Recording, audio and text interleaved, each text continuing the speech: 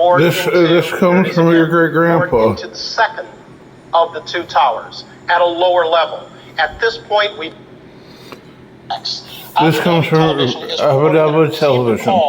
From the Democratic And this comes from your great-grandpa. Claiming responsibility for crashing two planes into the World Trade Center building. This is understood as great-grandpa and Qatar-based Al Jazeera television is saying that FBI sources are saying that one of the two aircraft had been hijacked. Mr. Jenkins, are you still with me? Yeah.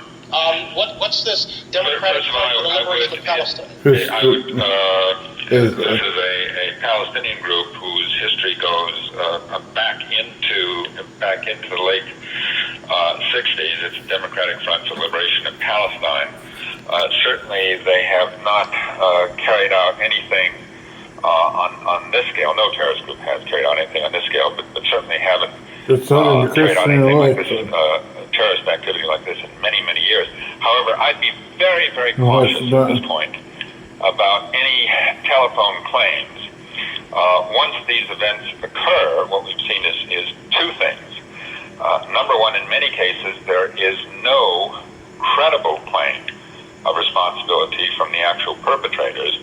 And second, there are often many false claims by groups once information like this goes out. Let me just pass along some information. In New York, all airports, Newark, JFK, LaGuardia, all airports have been closed, as have all tunnels leading to New Jersey and Queens, and all bridges. All airports, tunnels, and bridges have been closed. Mr. Jenkins and Mr. Kallstrom, while you're there, let me just try to do a recap, if I might, because we're looking at just about 1 hour ago when all this began. It began when a plane, still an unidentified aircraft, plowed into one of the two towers, the World Trade Center, creating a hole, the larger of the two that you see on the left-hand side of your screen. 18 minutes after that, as we were dealing with that explosion, you see a second plane, appeared to be a commercial aircraft, bored into, there it is again, bored into the second of the two towers at a lower level. At this point, we do not have any confirmation of casualties or injuries, or even confirmation that these planes were hijacked. We do have a couple of reports, one from AP, one from Reuters, reporting that an American Airlines plane was hijacked, that a United Airlines plane was hijacked, supposedly one of those two planes hijacked out of Boston. Within about 45 or 50 minutes after that first attack, we saw smoke pouring out of the Pentagon in the nation's capital. There's the scene right there. Again, at this point, we don't know if that's the result of a bombing, or we don't know if it's the result of a plane attack. The president right now is on his way back from Florida. He had gone there for an educational event. He came forward, had a couple of things to say to the nation. In a brief remarks, he said this was an apparent terrorist attack on our country, promised the full resources of the government to help those who were injured by the attack and to investigate the attack. He said, before leading people in prayer, that this will not stand. The president is heading back to the White House, but we can tell you at this point the White House has been evacuated or is in the process of being evacuated. And here in New York, everybody is, of course, on full alert. All airports, tunnels, and bridges have been closed. Mr. Kallstrom, are you still with me? Yeah, I know you've got to get out of there. Any final comments from your end?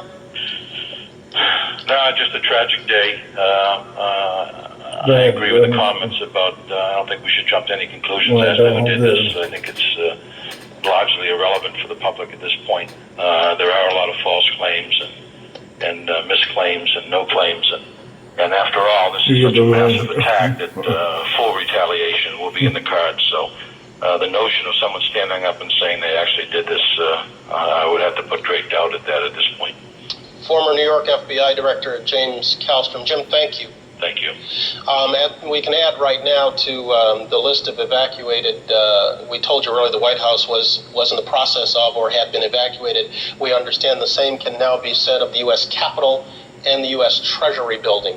Brian Jenkins, are you with me? Yes, I am. You heard Mr. Kallstrom talking about responding to this kind of an attack, if that's what it was. That's something easily said. Is it doable? Well, it is doable. The question is, First of all, it's far too early to talk about what may be possible to do in response. I mean, clearly, an action like this will provoke some type of response, but then that really requires first figuring out who did it, and then figuring out what the appropriate response is. Can you play So process of it's early elimination for this. in answering who did it? Can you not eliminate some possibilities because they did not have the resources, the coordination, the expertise to do this? You know, you have to be very, very careful conclusions as to who to blame and ruling out people prematurely. Many years ago, analysis of something like this used to be easier because we dealt with a number of identifiable terrorist organizations, each of which had its own identifiable capabilities and motivations.